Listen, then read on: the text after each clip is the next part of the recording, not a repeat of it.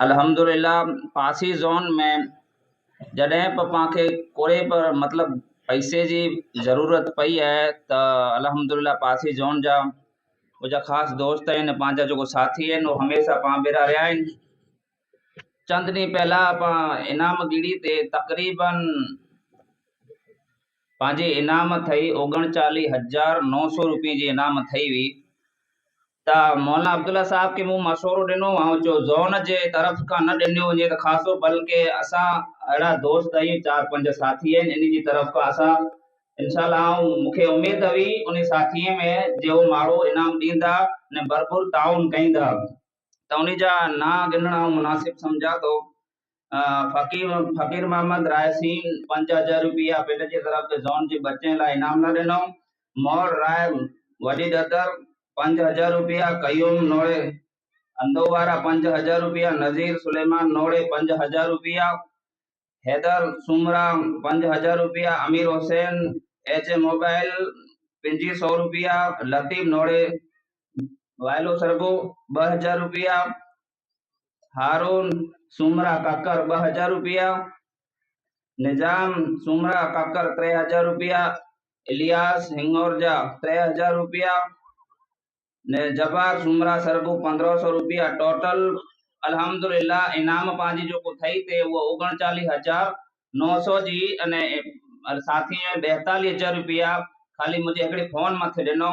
त हाणे माण्हू पाणखे ख़र्च कईं था पाण मथे, पाणखे हेल्प कईं त हाणे माइतरे जो ख़ासि करे ॿारनि जे पंहिंजा 450 बच्चा खाली अहिड़ा चूंडियल बच्चा आहिनि जंहिंजा पहली 2, 3 पोजीशन आई है। त अल्हम्दुलिल्लाह पासी ज़ोन में पाण तालीमी मकतब चालू आहिनि, पर कंहिं मदरसे में अञा को बच्चो न आहे थियो। हेतिरा हे गाम आहिनि, कंहिं प्रोपर कंहिं ॻोठ जो मौलवी न आहे थियो अने को न ॿाही पढ़ियला ॿार छॾियो आहे। त पंहिंजो फरीज़ जो अचे ॿार जेको हितां अॻियां वञे उनखे वधायो। आउं वटि ख़र्च न आहे त इंशाअल्लाह पासी ज़ोन जा ज़िम्मेदार न असां ई ज़िम्मेदारी खणंदासीं। जे आजा बच्चा ऐं फी भरे जे लाइक़ न आहियो त अॻियां सूधी असां इन जी भरपूर हेल्प कंदासीं, चाहे उहो छोकिरी हुए या छोकिरो हुए। जो पंहिंजा टैलेंट आहिनि, जेको नंबर आया आहिनि, ख़ासा छोकिरा 450 जे क़रीब थी वेंदा आहिनि ज़ोन जे अंदरि। त पंहिंजे ॻोठे में अञा हेॾा वरे थी विया, अञा को मौलवी तयारु न आहे थियो, अञा कोई अहिड़ी ॿाही आलिमा न आहे थिए। त अल्हम्दुलिल्लाह जिते पण पासी ज़ोन जो आखे ज़रूरत पवंदी ने मौलाना अब्दुल्ला साहब हेॾी मशगूलियत में यानी जामिया में हिकिड़ी जामिया में पढ़ाइनि था, उनजे बावजूद टाइम कढी पंहिंजी पासी ज़ोन लाइ हर वक़्तु तयारु रहंदा। इम्तिहान जो मसलो हुए, जुमे जो पढ़ाई जो मसलो हुए, को मौलवीअ खे हलाए जो मसलो हुए, तमाम तर कम अञा सूजी डिसमिस न थिया, बल्कि पिंड जे टाइम मथे कमा हक़ ऐं ज़िम्मेदारी निभाइनि पिया।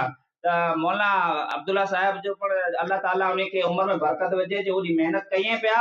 हाणे पाण वालीअ जी ज़िम्मेदारी आहे जो पंहिंजा बच्चा जेको अॻियां वञे था, इनखे मदरसा पंहिंजा खावड़ो वनोरो गोरेवाली अने इन सूदी पुॼायूं, इन अॻिते पण आहे कि अटको था पैसे पंजण में। त इंशाअल्लाह ज़ोन जा ज़िम्मेदार ने असां ॿेड़ा आहियूं। अल्लाह ताला खे जज़ाए ख़ैर दे। हाणे वधारे टाइम न गिनंदे पाण वटि हिकिड़ी गुजरात जी माया नाज हस्ती मौलाना शोहेब जूनागढ़ी साहब जो ख़िताब सुणी लाइ करे पाण केतिरी वार थिया पाण वेठा आहियूं। त मुंहिंजो हिते ख़िताब मुंहिंजो तासुरात पूरा कयूं। जज़ाकल्लाहु ख़ैर, बारकल्लाहु